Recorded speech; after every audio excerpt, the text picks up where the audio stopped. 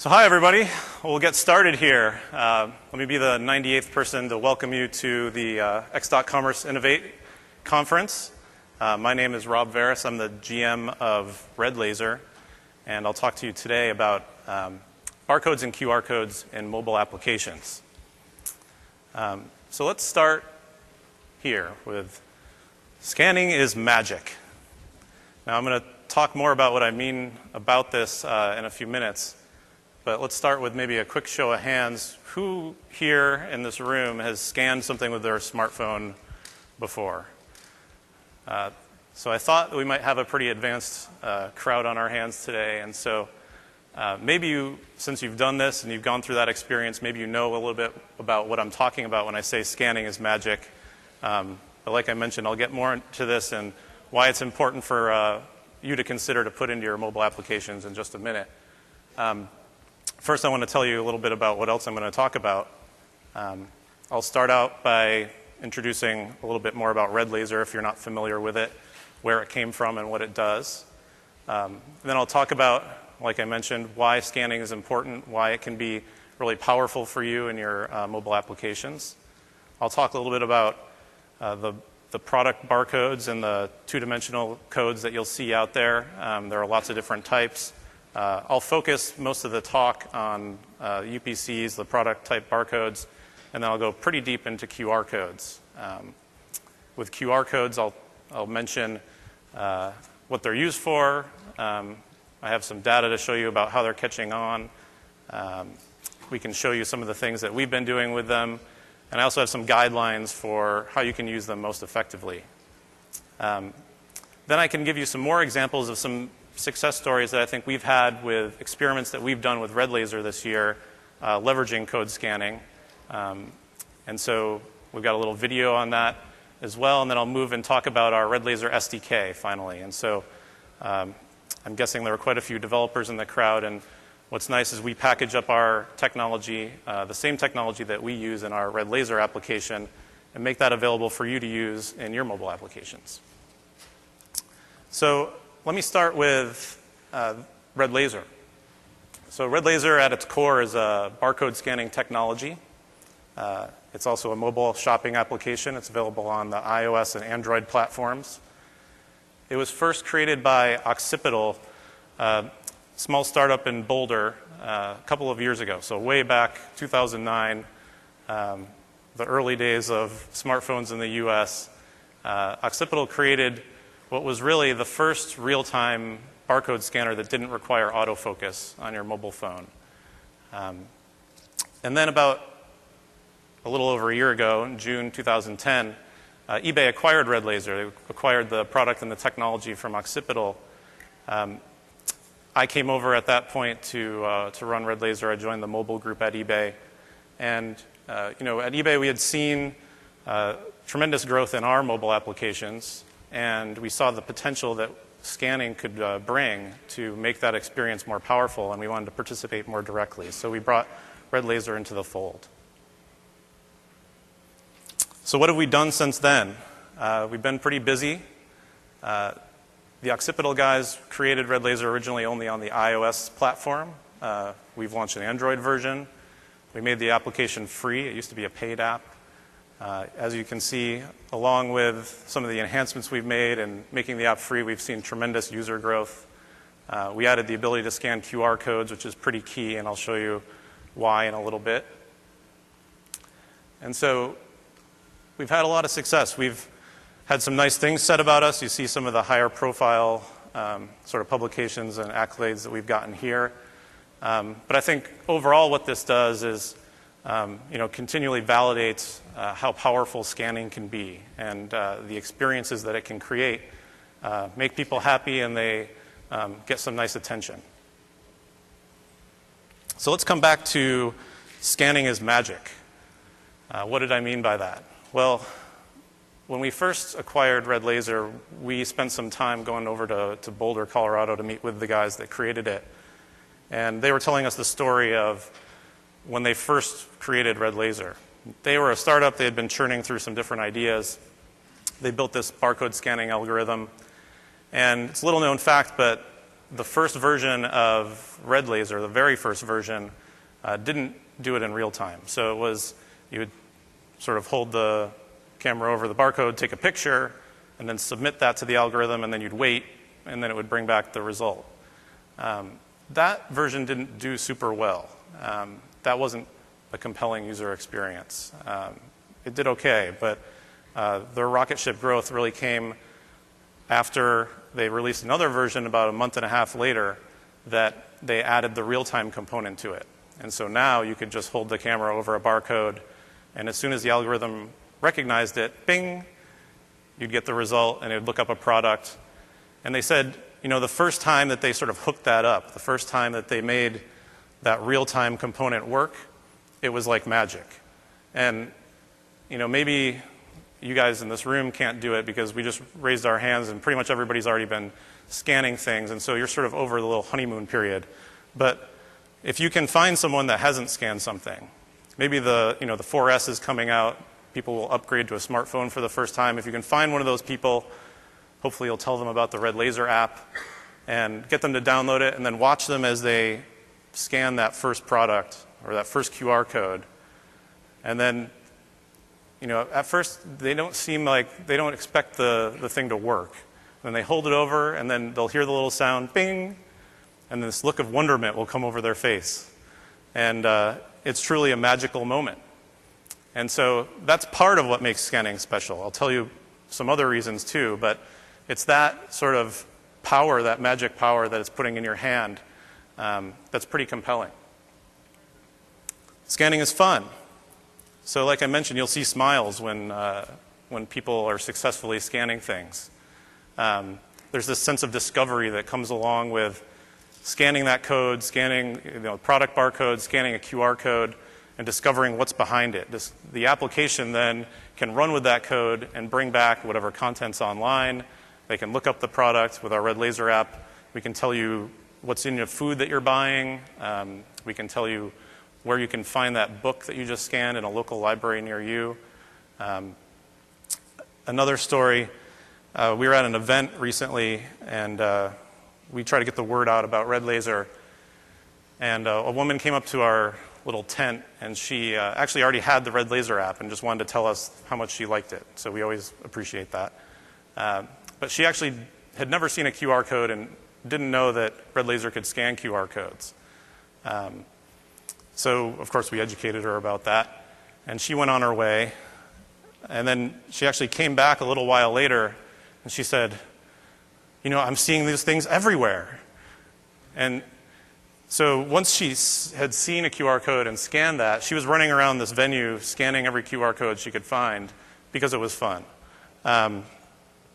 But again, it's putting this power in the hands of your users that's really compelling and really draws them to your application. There are more functional benefits as well, so it's easy. One of the biggest benefits of scanning is the friction that it removes from lots of processes and experiences that you're putting in your app.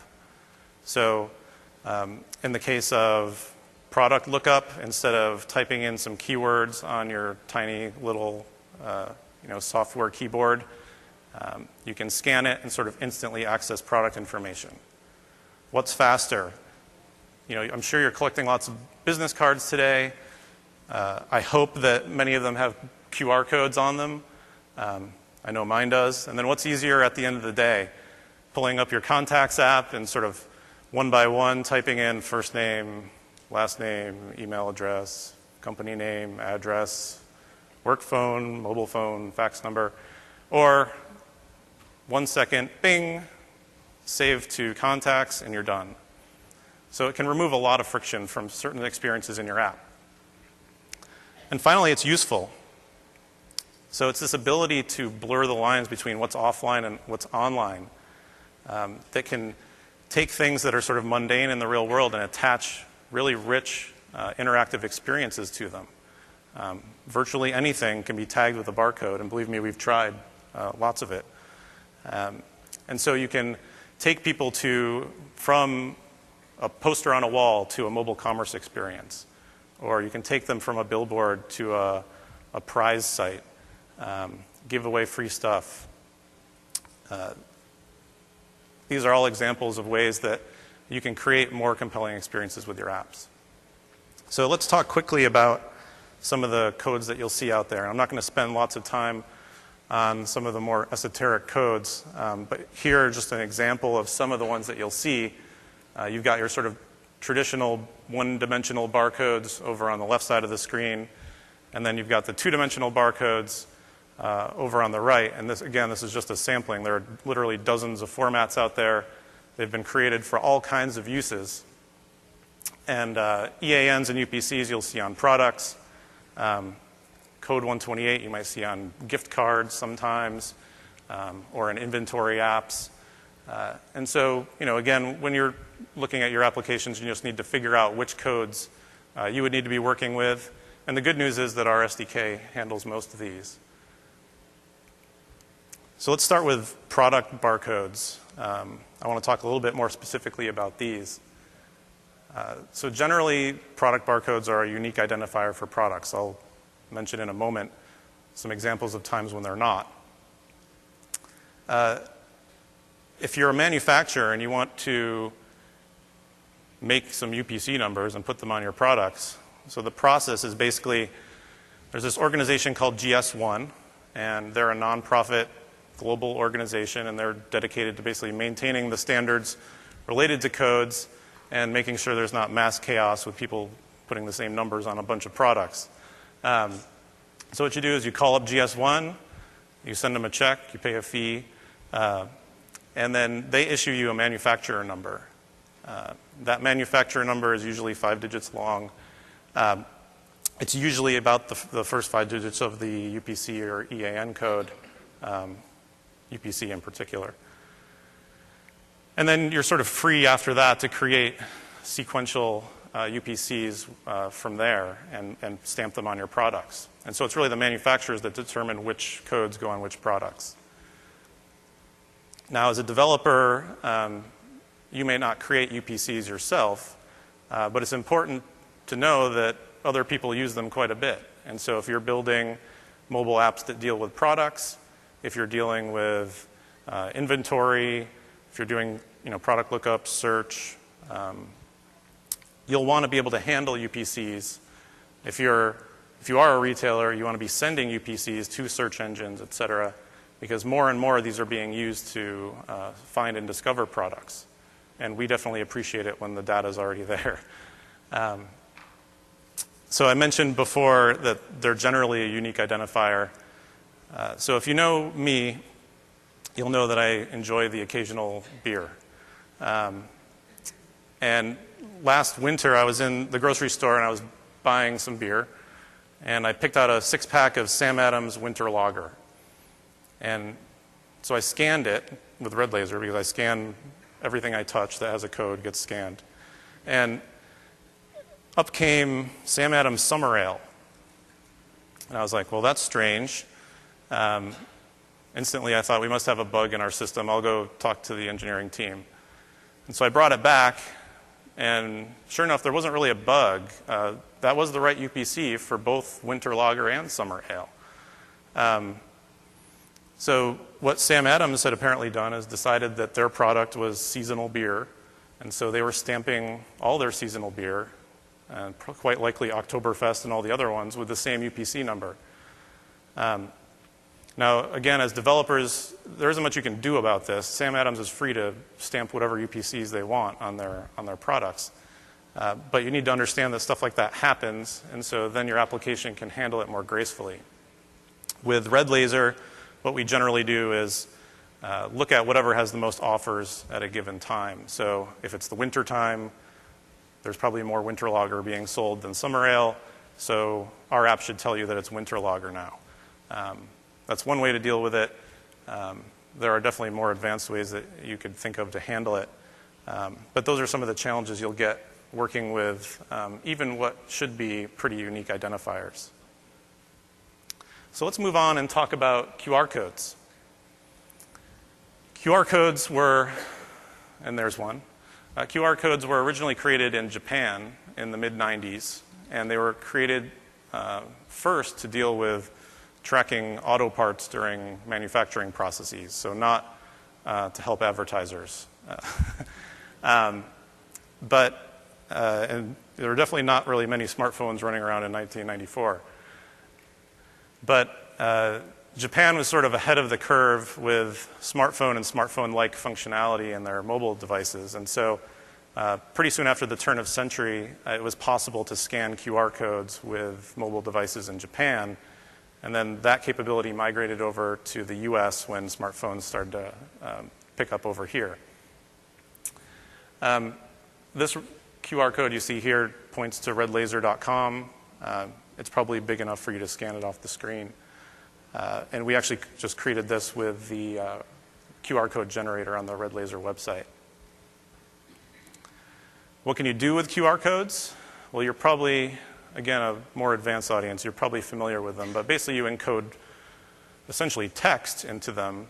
But then you combine that with other standards. And then you can have your application sort of specially handle the results of what comes back when these codes are scanned. And so you can combine basically URLs. So you look for http://.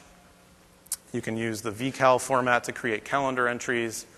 There are basically multiple standards out there that you can leverage in concert with QR codes to create some pretty cool experiences in your mobile apps. Here you see some data about how people use QR codes, as well as how they're sort of catching on. And really the magic key for a QR code is having a smartphone. And we're getting to supposedly 50% smartphone penetration in the US this year. So, pretty soon almost everybody's running around with the ability to access these things. And they're also great because they're pretty clear. Once you know what they do, it's pretty clear what a QR code looks like. And when you see one, you know what to do with it. And so I think they're going to be around for a long time. There's definitely a lot of talk, and there's a good talk by some folks here.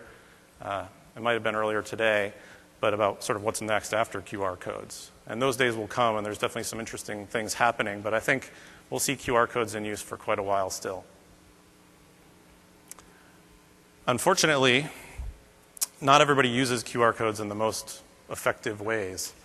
You definitely see them all over the place, but there are definitely sort of good ways and bad ways to try to leverage them.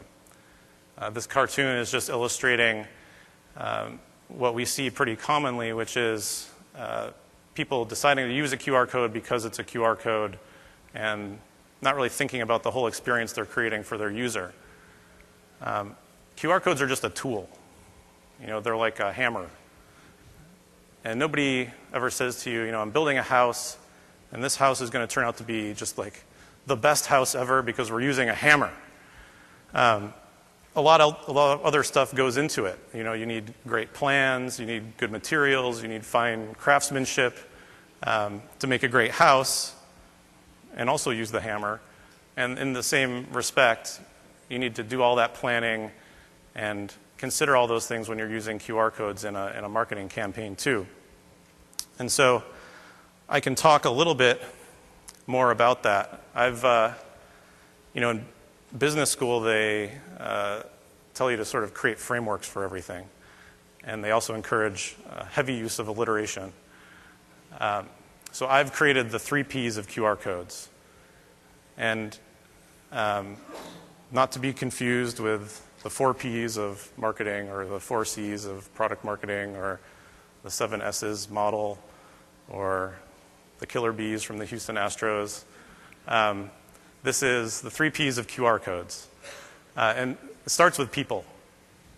So just like most marketing and product activities, the first important thing is to understand your user and understand what are they like, what do they like, where do they hang out, what's compelling to them, what age are they. If your intended audience is boys like aged 8 to 10, then QR codes might not be the best tool for you to use. Then again, I go to the mall nowadays and I see like 8-year-olds running around with iPhones all the time, so maybe it is a good tool. But the point is understand your audience and understand how they might interact with your campaign. or what you're doing with the QR code. And then the next thing is placement. So putting the QR code somewhere where your users are going to discover it is pretty important. Now, like I mentioned before, these are useful tools for connecting the offline and online world. So in general, you want to put your QR code somewhere offline. I get a lot of people, they contact us at RedLaser and they say, we want to do a QR code campaign. We want to put QR codes all over our website. And I go back and say, well, you can do that, but wouldn't it be easier to just sort of hyperlink to whatever you want the person to get to instead of forcing them to pull out their mobile phone and open an app and scan the code, and then they're on their phone with a mobile website.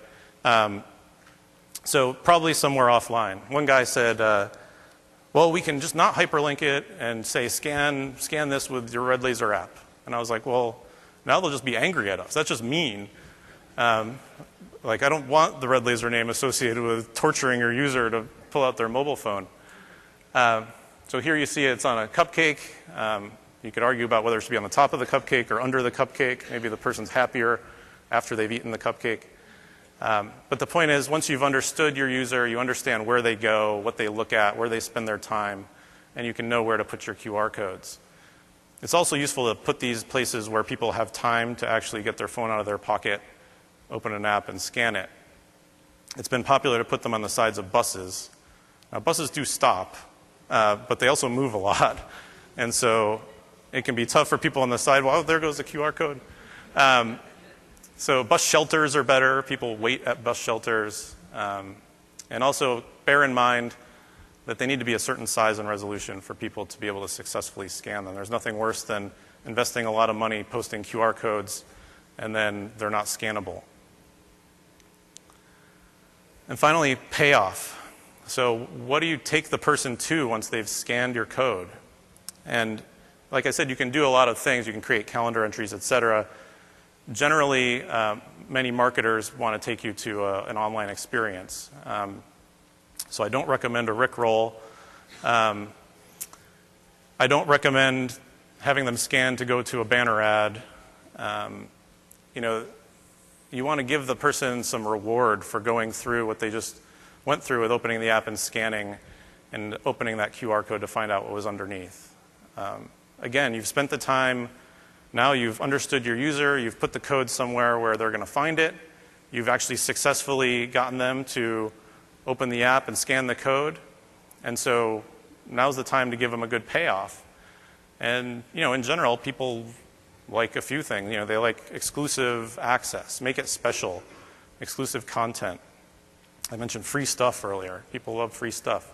All these things will make that something where they want to find that QR code again. They want to drag their friends over to it and say, hey, you got to scan this thing because something awesome happens afterwards. So let's talk a little bit about some of the things in specific that we've done with QR codes this year.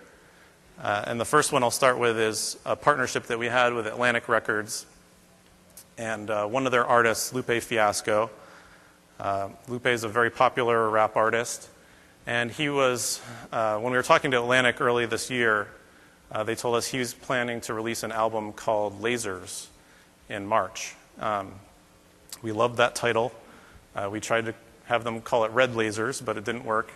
But Lupe and Atlantic were both excited to do something with QR codes and try something new. And so what we did was we created this QR code along with them that was sort of branded with Lupe's artwork and name. And this went out on posters, on T-shirts, on stickers, everything, all the promotional stuff coming out of Atlantic had this on there.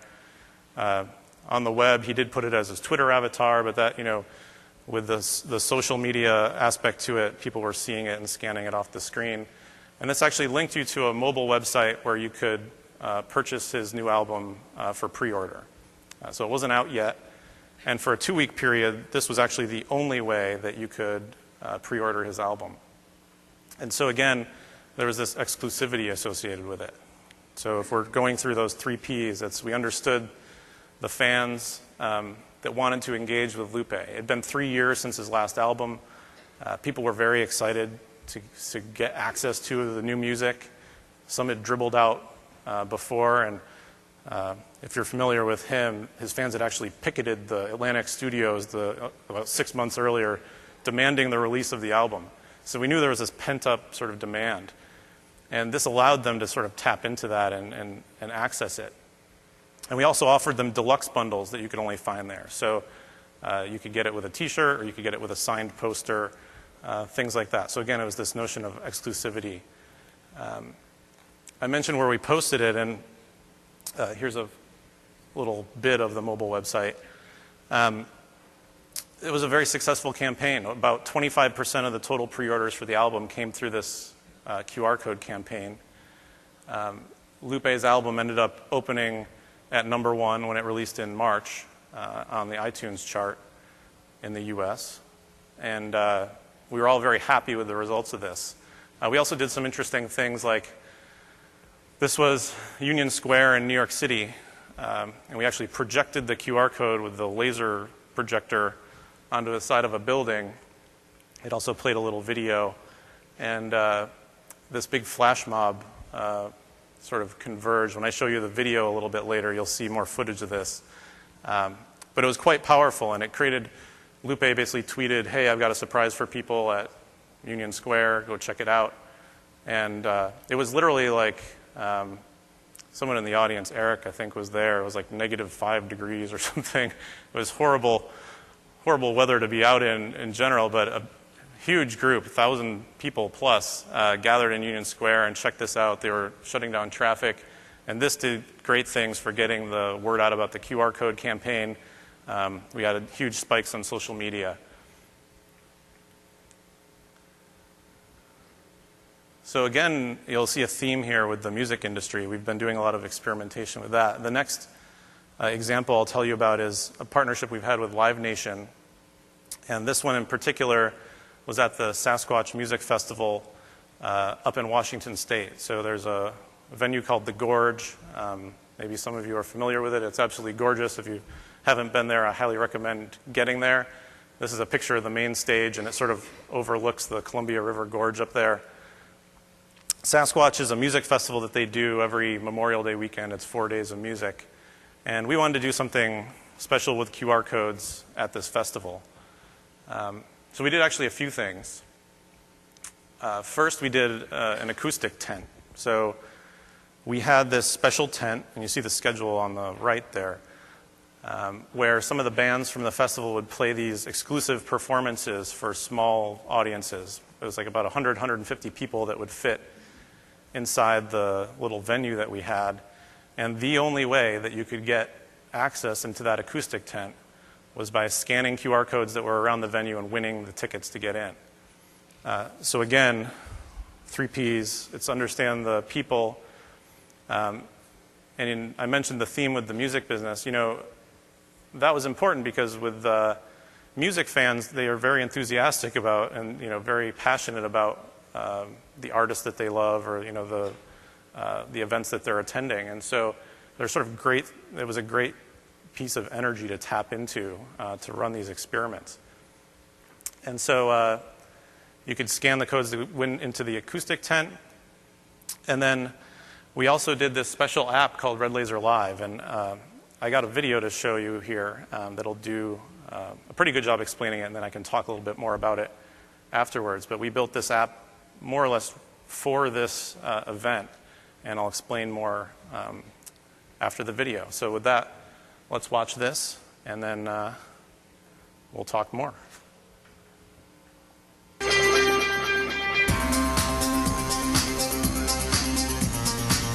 We're at Sasquatch Music Festival. We're here with RedLaser. We're talking about our RedLaser app and our new app, which is RedLaser Live, the perfect festival companion. We've got our booth over here. We're giving away prizes, so VIP upgrades. We're giving away tickets into our acoustic tent that has exclusive acoustic performances for about 150 people. We've got bands like Biffy Clyro and Matt and Kim, The Decemberists, Flogging Molly, Foster the People. It's going to be really great. Well, we took the phone, and then we scanned some stuff, and then we signed up, and then it said, you have been upgraded to VIP status for Saturday. And we said, Oh my God. It was amazing. You're like 10 feet above the stage, like looking down right at the stage. We're going into the RedLaser acoustic tent. Got some free tickets, baby.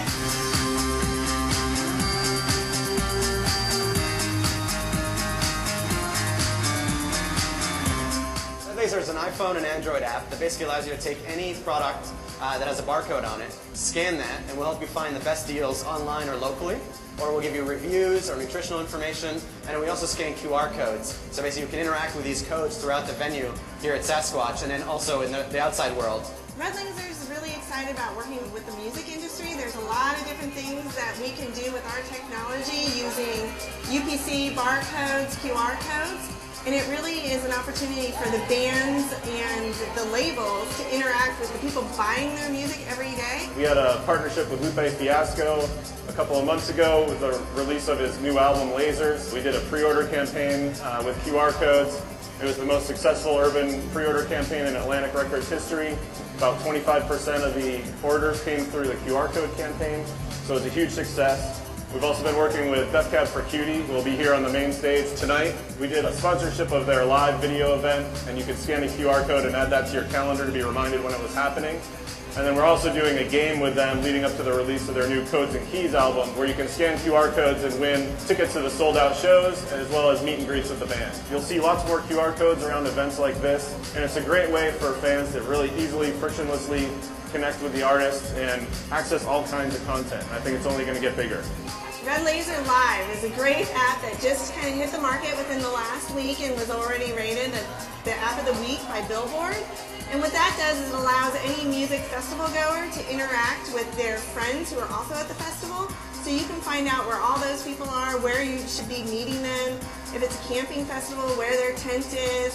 When people check in and say, meet me in the campground, if the campground's 120 or 140 acres, that means nothing. If you can say, meet me at my tent and put a pin on an app and say, this is where my tent is, with this app, you will always know where your friends are. This was just the first version. We're going to be updating it, adding more features, and we'll be at festivals near you all summer long.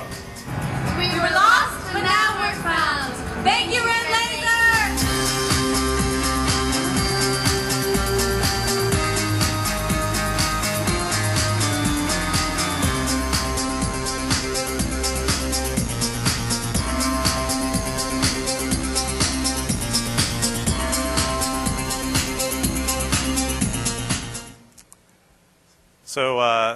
So first, we all had an amazing time at Sasquatch, as you can tell. Highly recommend you get up there for work or for play.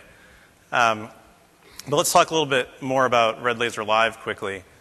Why did we make that app? Well, we were talking with the Live Nation team, a couple of months before the festival, and we were trying to figure out what experiment would be effective and what we wanted to test up there, what we wanted to put in front of the folks that would be at that show. And our RedLaser app is very popular. You saw the download numbers earlier. People like it a lot. However, when you're in the middle of Washington State and you're camping for 4 days and you're at a music festival, it's not the most common use case that you're going to have that somebody's going to scan an electronics item or a book and say, oh, I'm going to go down to Best Buy and pick this up. Shopping is not really in the cards in that context. So we said, well, what problems can we solve for festival goers? And we said, well, what problems do the people have up there? And it was largely people get lost.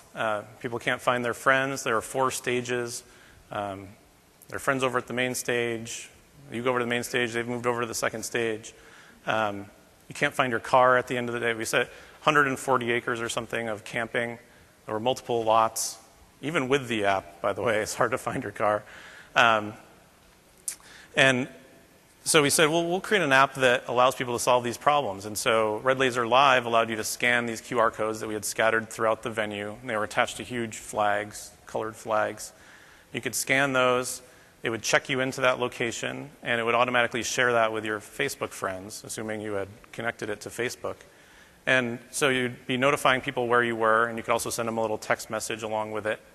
And they could access a map of exactly where you had just checked in. And then the other thing was you could actually tag the map of the venue with little pins and drop them at your campsite and at the yummy beer tent or the clean bathroom area or whatever was meaningful for you. You could put on that map, and then obviously your GPS was telling you where you were on that map, and so you could navigate back. And so this was pretty successful for us in that context, and it was definitely a much more meaningful conversation to have with people up there, to tell them that we had this app that could solve some of their problems today, instead of telling them about the shopping app that they could use next weekend. So how do you put scanning and scanning capabilities into your apps? Well, we have an SDK for that. We've packaged up the RedLaser scanning technology, the same technology we use in our app, and actually even more capable technology, because our SDK supports a number of formats that our consumer app doesn't support. And packaged it up and made it available to you. The technology is already in use by hundreds of partners, including some of the biggest brand names out there in retail and beyond. There's a couple examples. Coupons.com uses it in their Grocery IQ app. It helps you create shopping lists to go to the grocery store and find what you're looking for. Shopkick is a startup many of you have probably heard of. They actually reward you for scanning things. And then we've integrated it also into, obviously, our family of eBay apps. And so one example that's interesting is the eBay Motors app. So with this one, we actually allow you to scan the VIN number off your vehicle. Now, if you look in your dashboard or in your door jamb of your car, you probably have a barcode there, and that's the VIN number of your vehicle. And then in that number, if you know how to decode it, is contained the year, make, and model. And so what this allows you to do is scan that information off your car, and it automatically adds it into a garage that's synced across the website and the mobile app. And then you can use that knowledge in the app to automatically filter search results. So in this example, I'm searching for a headlight, and then it's bringing me back on the right a list of headlights that will all fit my car. And so this is an example also of another code type. The VIN numbers are encoded in a format called code 39, and that's one that our SDK supports. So how do you get it? Well, we're all here. There's a number of RedLaser folks in the room right now. We're at office hours, so you can talk to us while you're here. We can give you more information. We can answer questions, et cetera. I think you missed the office hours session today if you didn't go already. But again, tomorrow we'll be having them at 3 p.m., and that's, I think, upstairs.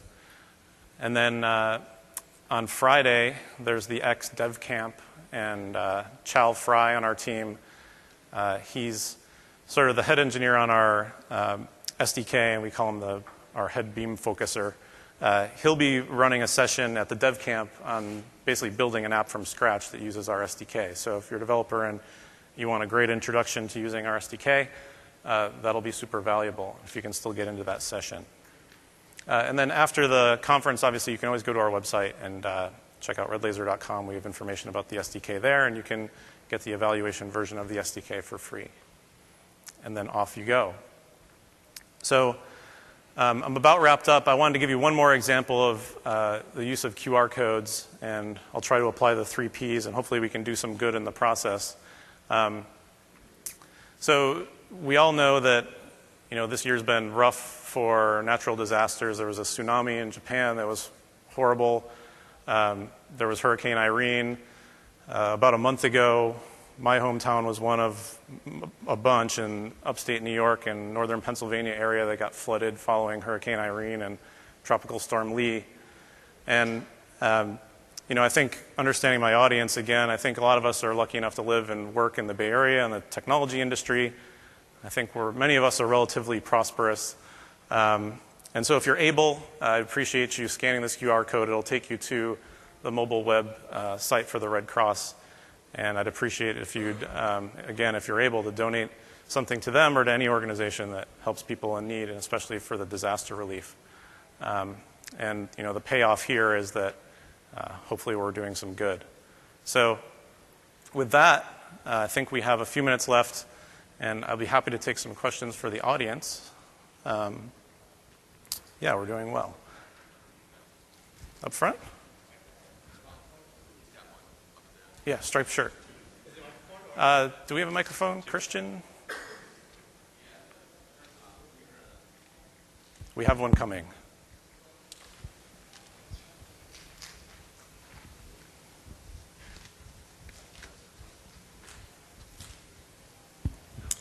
Hi, Salim Maj with Mobile Breeze. Thank you for giving the talk. So I had a question about sort of eBay's long-term strategy with the RedLaser SDK. I mean, why would you want to provide that SDK?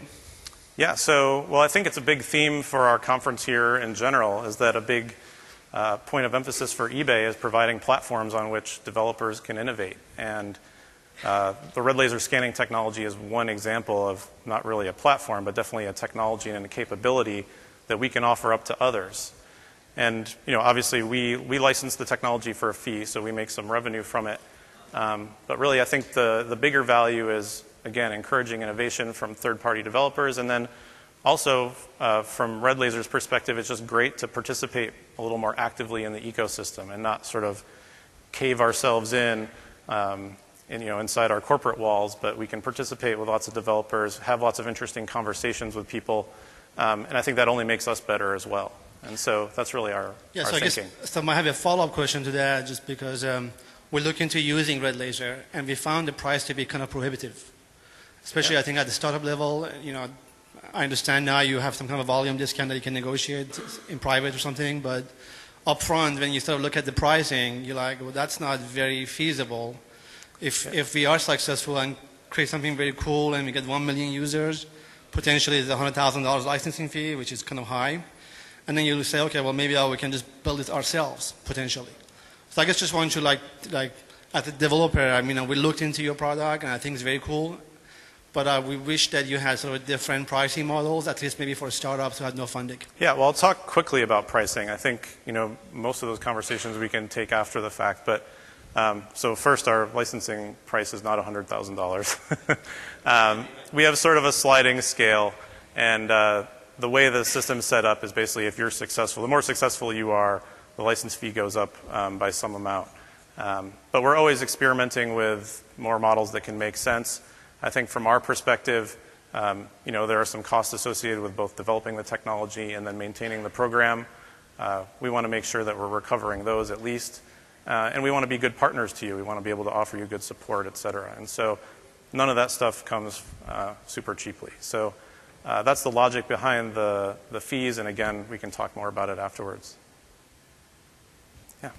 Some of the QR codes have color in them. Is there any Yep. rule on don't do that, you can't do that?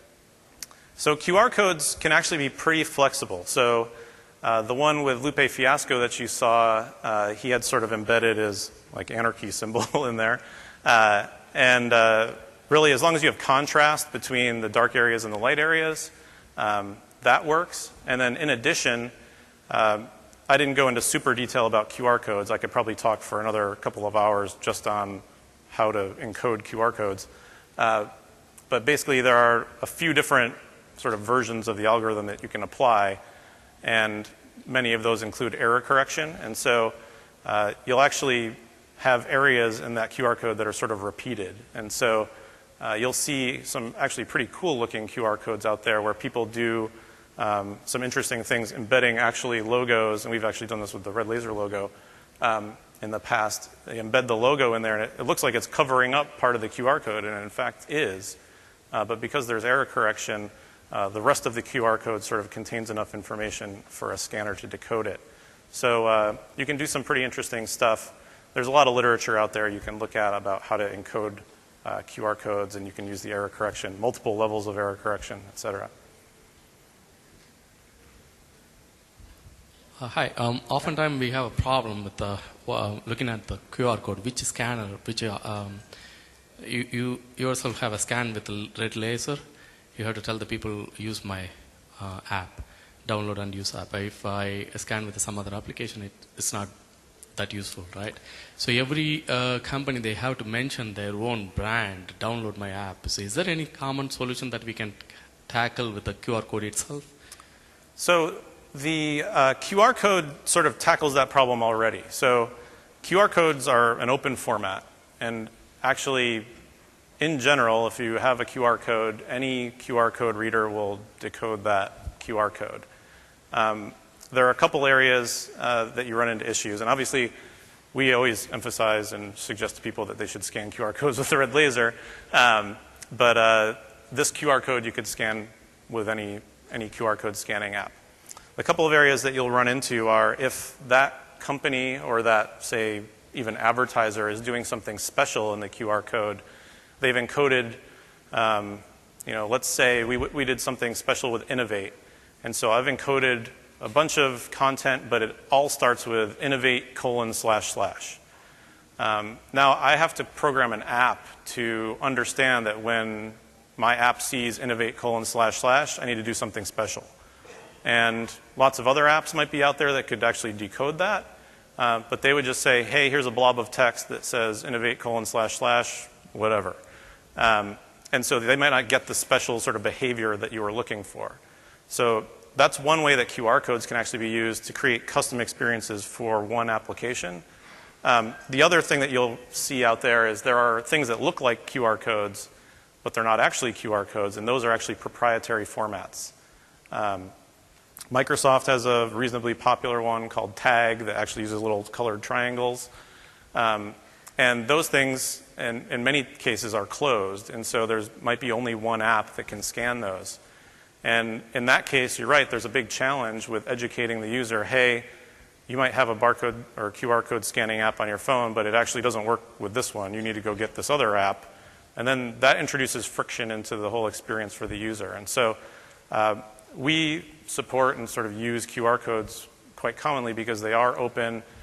People know how to use them, and in many cases, we want to create a great experience, and we want you to be able to access that experience. And so if you happen to have another code reader, well, use that one for now. We'll try to convince you that you should use RedLaser eventually, but you'll still be able to access what we've got there.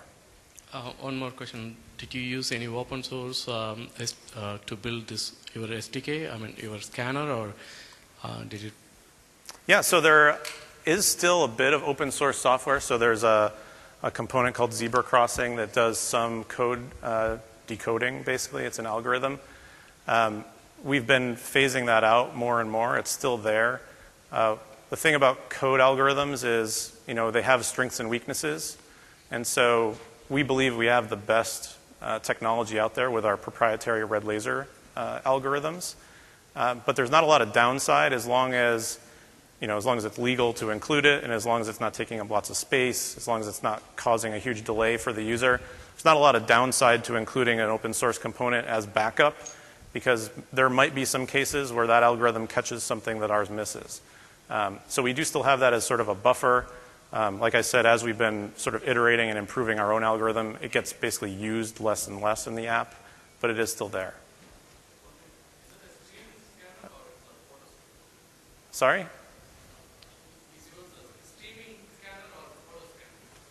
It's real time, so it takes a video stream. Yeah. In the back? Oh, hey, Rob, quick question. Can you give us any examples where the QR codes have been used as an assistive technology for sight-impaired people or something like that to gather data that can be read back through a speech system or Braille readers or anything like that?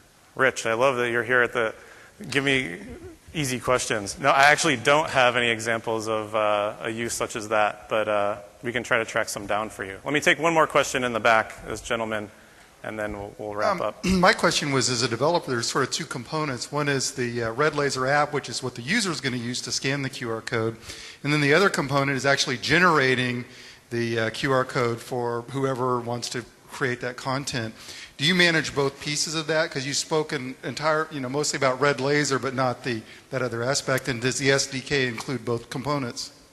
So the SDK itself doesn't include a generation component. There are lots of open source ones out there, and then we also offer one on our website that will create QR codes for you if you want to have your own. It's something definitely for us to consider to just package it along into the SDK, but there are a number of them out there that you can find pretty easily. Thank you. Sure. So I'll wrap up there because I think we're already pretty well over. But thanks for your time today, and then remember a few things. Remember, scanning is important. It can do great things for your apps. Remember the 3 Ps if you're using QR codes, and remember that we have an SDK that you might find useful. So thanks, everyone.